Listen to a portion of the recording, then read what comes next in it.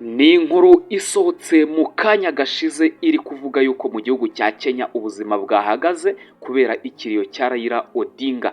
Ikiriyo rero cya Raila Odinga cyapfiriyemo abarenga batatu. Ni amakuru rero ari kugenda avugwa ku isi yose muri rusange, ni inkuru iri kugenda ibabaza abanyakenya muri rusange, ni inkuru yashenguye abanyakenya kuko murabizi ko Raila Odinga yari umuntu ukomeye mu gihugu cya Kenya, yagiye aba minisita, yagiye aba umuntu ukomeye, yagiye agerageza kwitabira amatora y'umukuru w'igihugu, ariko bikagenda bivugwa yuko yagiye yibwa amajwi kuko Raila Odinga yari umuntu ukunzwe mu gihugu cya Kenya. Ni nayo mpamvu ubona yaje kuba yitaba Imana. Mu gihugu cya Kenya ubuzima bukaba nk'ubuhagaze, abantu bakigaragambya, ibintu bigakomeza kugenda bikomera. Rero nge tugiye kubona muri iki kiganiro, nitwa Leo Dukuze, mbahaye ikaze. Niba utarakoze kuri subscribe uyikoreho, kandi ntiwibagirwe no gukora kuri like. Naho ubundi nge rero tugiye kubana, ni nge Leo Dukuze, mbahaye ikaze. Reka nze tusobanura uko byose bihagaze, turebe se bundi hamaze gupfa abantu bangahe muri rusange muri Kenya, ese bundi imyigaragambyo ni bande bari kugenda bica abantu muri rusange. Nge tugiye kubana rero, reka mbahe ikaze.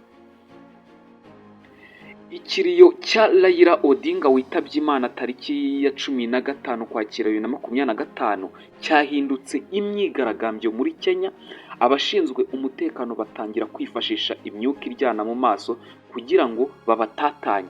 Raila Odinga yabaye minisitiri w'intebe wa Kenya, amara imyaka myinshi atavuga rumwe n'ubutegetsi bwa Kenya. Yapfuye nyuma yo guhagarara k'umutima ubwo yari yagiye kwivuriza amaso mu Buhinde.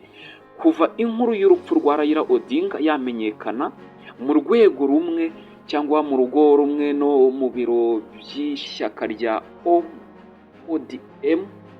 ODM hateraniye abantu benshi batangira ikiriyo mu gihe bari bategereje ko umurambo we ucyurwa.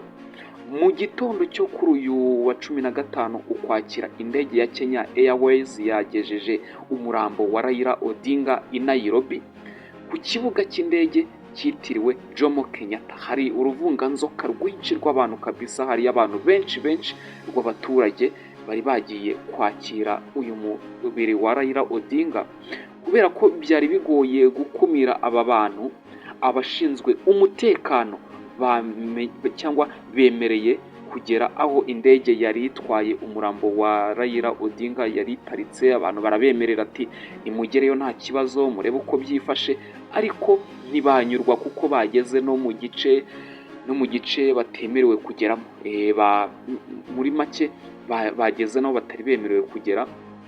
Umubyigano w'abaturage bemerewe kwinjira imbere mu kibuga cy'indege watumye gifungwa by'agateganyo, mu gihe ubuyobozi bwacyo bwari butegereje ko abantu bagenda. Cyongeye gufungurwa rero nyuma y'amasaha 2. Byari biteganyijwe ko isanduku irimo umurambo wa Raila Odinga ijyanwa mu ngoro y'inteko nshingwamategeko kugira ngo yerekwe abaturage, ariko ubwinshi bwabo bwatumye gahunda yimurirwa muri stade ya Kasarani. Murumva ko rero muri Kenya ibintu bikomeje kugenda bigorana, imyigaragambyo yakomeye, abantu benshi bari kugenda bapfa, bamwe bari kugenda bakomereka kubera imibyigano. Abaturage rero baturutse imihanda yose bagiye gutegereza umurambo wa Raila Odinga muri iyi stade. Ubwo wahageraga rero nibwo ibintu byatangiye gukomera. Abenshi bavuye mu byicaro byabo birukira ku kibuga hagati, bagenda bajya mu kibuga hagati. Nibwo abapolisi batangiye kubatatanya bakoresheje imyuka iryana mu maso. Hapfuye abaturage rero barenga 3.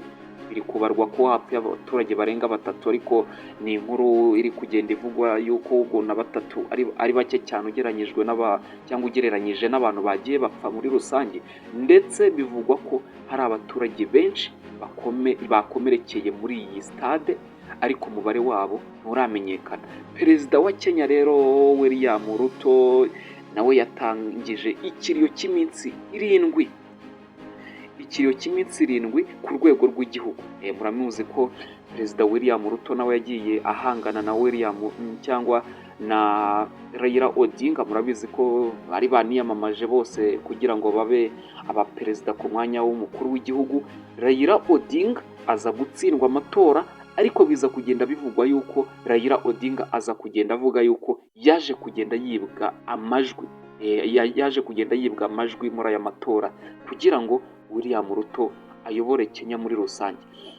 Hanyuma rero muri Kenya rero perezida William Ruto nawe yaje kuba ashyira hanze amakuru avugwa yuko, cyangwa yaje kuba ashyira hanze itangazo rivuga yuko muri Kenya hagiye kuba ikiriyo cy'iminsi 7 kugira ngo abanyakenya babone igihe gihagije cyo kuzirikana ubuzima bwa Raila Odinga.